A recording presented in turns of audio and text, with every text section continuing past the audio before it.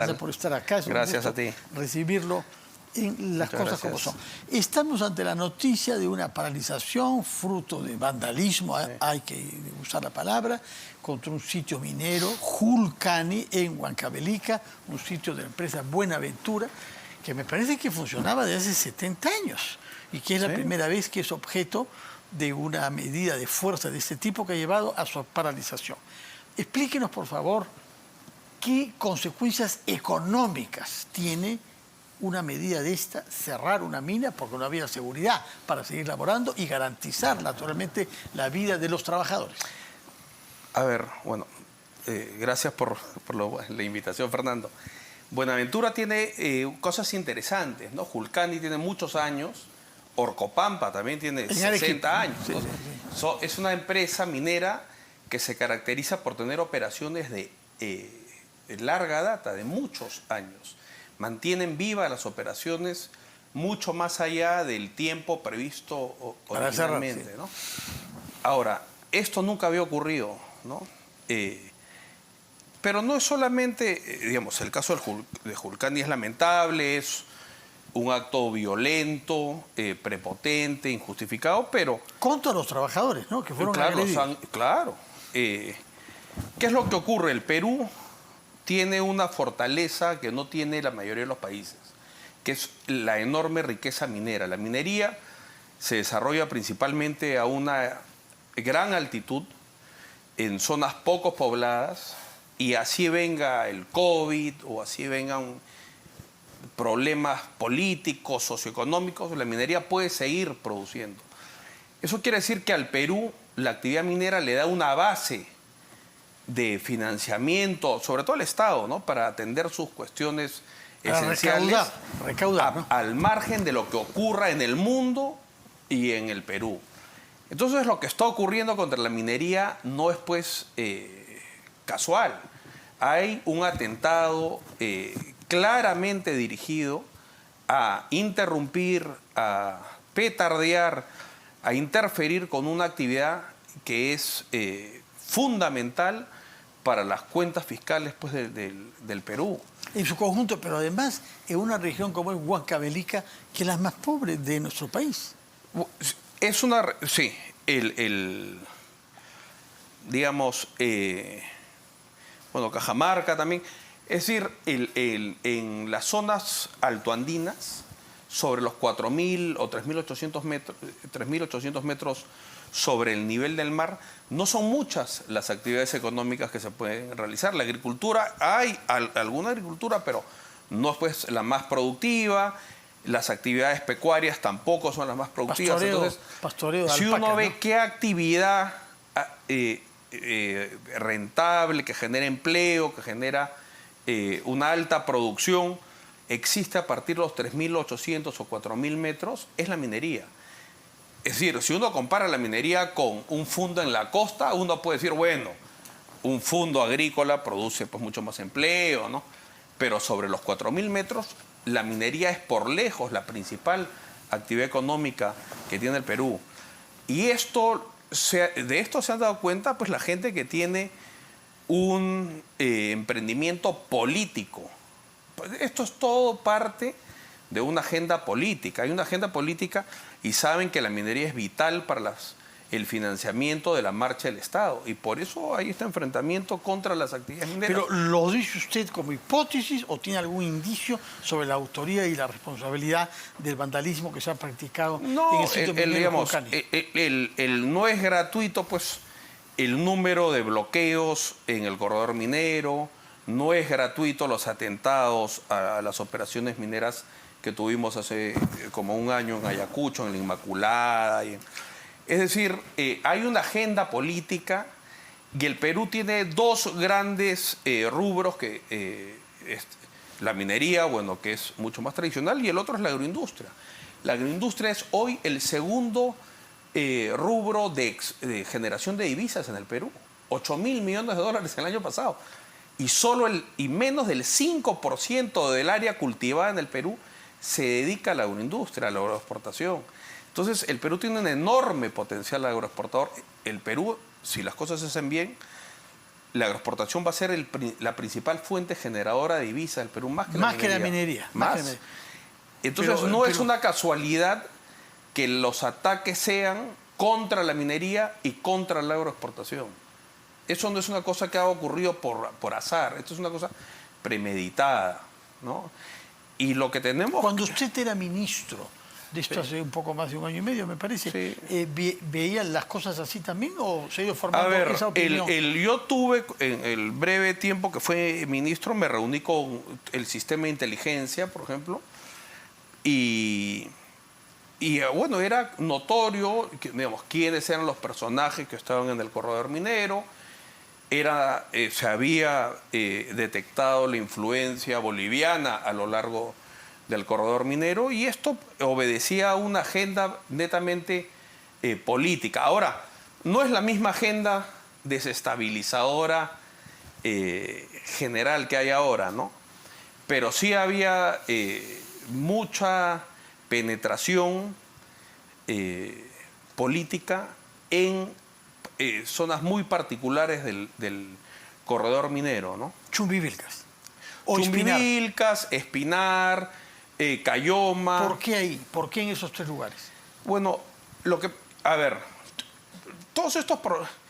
Si el Perú, si la minería hubiese generado, pues, el mejor de los mundos y los pobladores que están asentados en los yacimientos mineros viviesen beneficiándose perfectamente, notoriamente no habría un terreno fértil. Pero yo no sé si es que en Julcani lo hay, porque aparentemente los trabajadores se opusieron a lo que se estaba produciendo.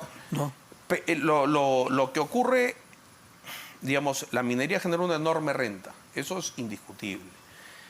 No solamente una enorme renta para el gobierno central, sino uno ve también las provincias donde están las minas y las compara con otras provincias en esas mismas altitudes y desafíos o naturaleza geográfica o orográfica. Donde hay minería, la gente está mejor que donde no hay minería. Pero y eso igual de que no se aprovecha bien el canon. Y usted lanzó una la idea. Gente es muy pobre, donde... digamos, en Espinar, en general, donde hay actividad minera importante, sigue habiendo unos niveles de pobreza que son indignos para la condición humana. Esa es la realidad. ¿Por qué? ¿Por qué? Ahora, yo creo que hay varias cosas. No, más fácil es responder por qué no. Por plata no es. Hay plata en el gobierno central, hay plata en el gobierno regional, hay plata en el gobierno provincial, y hay plata en el gobierno distrital, al extremo que la devuelven la mitad al final del año. En algunos casos la plata, mitad, en este caso, por irónico e indolente que suene, la plata sobra. No hay capacidad para gestionar, hay voluntad de dolo, hay malas priorizaciones. Entonces tenemos que la mitad o más que la mitad de los colegios no tienen agua. La gran mayoría no tiene desagüe, techos de calamina, la salud es paupérrima, uno abre un caño y sale el agua naranja fosforescente. Entonces, no es, digamos, es muy fácil entender por qué un poblador que vive en unas chozas, en unas condiciones paupérrimas y ve pasar los volquetes encapsulados con el concentrado de cobre, dirá, bueno, la minería pues no me cambia la vida a mí. O sea, el reclamo no es... ¿Qué es lo que se debe hacer? Entonces, el Estado está mal organizado. La regionalización primero se hizo pues apresuradamente. No olvidemos que el Estado en el año 90 era un Estado quebrado. Entonces, la Constitución se hizo para administrar con gran rigurosidad y celo los recursos públicos. Y resulta que ahora pues tenemos un sistema económico que genera y que le transfiere al Estado en sus distintos niveles de gobierno enormes cantidades de recursos, pero es muy difícil ejecutar los recursos. Entonces, una de las cosas que se puede hacer, por ejemplo, es que el gobierno central, en convenio con las regiones, el gobierno central, en convenio con las provincias y con los distritos, desarrolle los estudios de preinversión, de factibilidad, y acompañe a las regiones, provincias y distritos en todo lo que es la etapa de preinversión para que los recursos se puedan ejecutar. Nosotros dejamos un borrador que de normas bajo un decreto de urgencia para poder destrabar inversiones en ese sentido. Es decir, el Ministerio de Energía y Minas iba a hacer todos los perfiles, todos los anteproyectos para que las regiones, provincias y distritos puedan ejecutar previo usted qué convenio. destino tuvo ese texto que dejó? Se archivó. ¿Y se archiva por qué? ¿Cuál es la verdad de las cosas? Y nadie lo dice, pero... A ver, nos interesa que lo diga usted. Hay una situación de corrupción institucionalizada. Ya se sabe que el alcalde se lleva el 10%,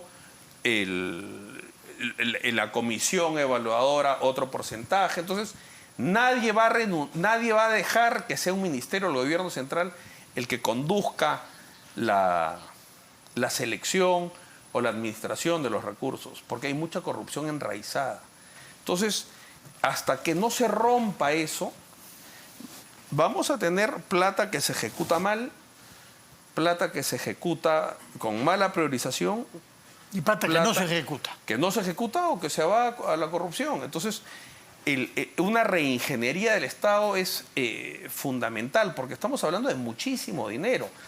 Es, digamos, el primer periodo en la historia republicana donde el problema no es la falta de dinero.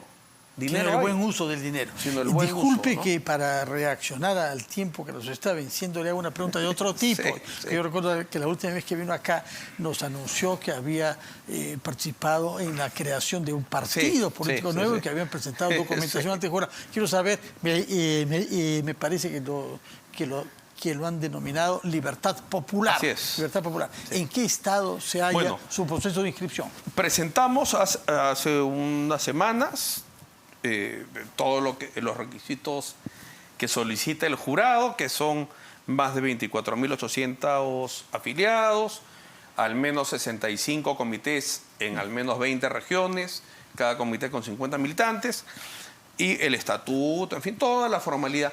Hemos recibido unas observaciones, pero muy, muy menores. ¿Que ya han sido subsanadas? Nos las han hecho llegar la semana pasada y nosotros confiamos en que antes de que termine esta semana o quizá el lunes, o sea, en febrero, en todo caso estaremos subsanando. Eso quiere decir que en el caso nuestro, al margen de si las elecciones son en octubre, o diciembre o abril, porque vamos a poder participar, ¿no? El tema es que, claro, estamos en una circunstancia donde no se sabe el calendario electoral, pues, ni cuándo es, ni por cuánto tiempo es, ni para qué, solo parlamentario, solo presidente. Es decir, es una incertidumbre absoluta, ¿no? Que hace daño a la vida política de la misma manera que perjudica la estabilidad del Estado frente a sus responsabilidades con la minería. Muchísimas gracias, Rafael Belaúnde Llosa, por su presencia acá y por darnos su punto de vista de lo que está pasando con los sitios mineros en la Sierra Central y también con los esfuerzos para que haya un nuevo partido que nazca y que mejore o complete nuestra oferta política nacional.